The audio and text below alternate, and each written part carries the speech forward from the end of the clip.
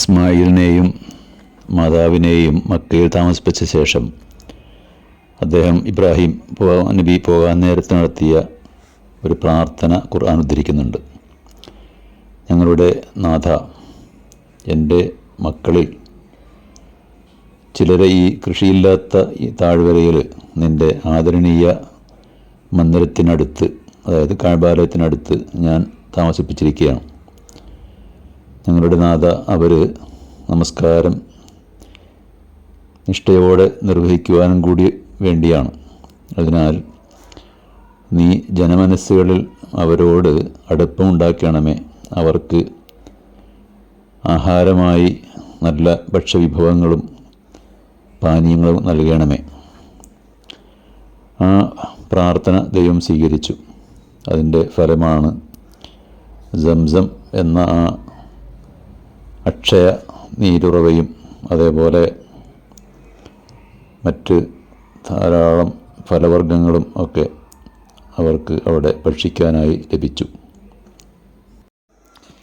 അങ്ങനെ ഇസ്മായിലും മാതാവും സന്തോഷത്തോടുകൂടി ആ ജനശൂന്യമായ മക്കയിൽ താമസിച്ചു കൊണ്ടിരിക്കെ ഇബ്രാഹിം നബി പല പ്രാവശ്യവും അവിടെ വന്ന് അവരെ സന്ദർശിക്കാറുണ്ട്.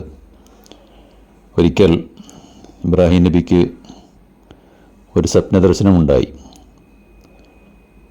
തൻ്റെ മകനായ ഇസ്മായിലിനെ ബലിയറുക്കണം എന്നതായിരുന്നു ആ സ്വപ്നം.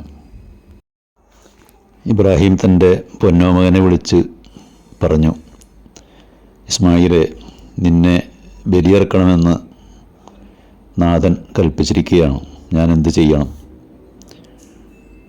അപ്പോൾ മകൻ പറഞ്ഞു, പിതാവേ, അങ്ങ് ദൈവത്തിൻ്റെ കൽപ്പന നടപ്പാക്കിയാലും ദൈവം ഇച്ഛിച്ചാൽ, ഉദ്ദേശിച്ചാൽ ക്ഷമാശീലരുടെ കൂട്ടത്തിൽ ഞാൻ ഉൾപ്പെടുന്നതാണ്. അങ്ങനെ ഖുർആൻ ആ സംഭവം ഇപ്രകാരം വിവരിക്കുന്നുണ്ട്.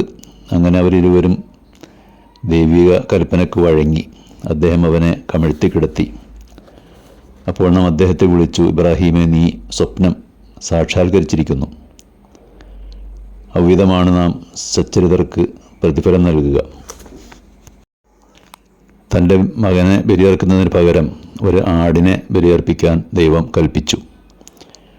യഥാർത്ഥത്തിൽ അതൊരു പരീക്ഷണം മാത്രമായിരുന്നു. അതായത് ദൈവത്തിൻ്റെ അഭീഷ്ടത്തിനനുസരിച്ച് ഇബ്രാഹിം പ്രവർത്തിക്കുന്നുണ്ടോ ഇല്ലേ എന്നറിയാനുള്ള ഒരു പരീക്ഷണം.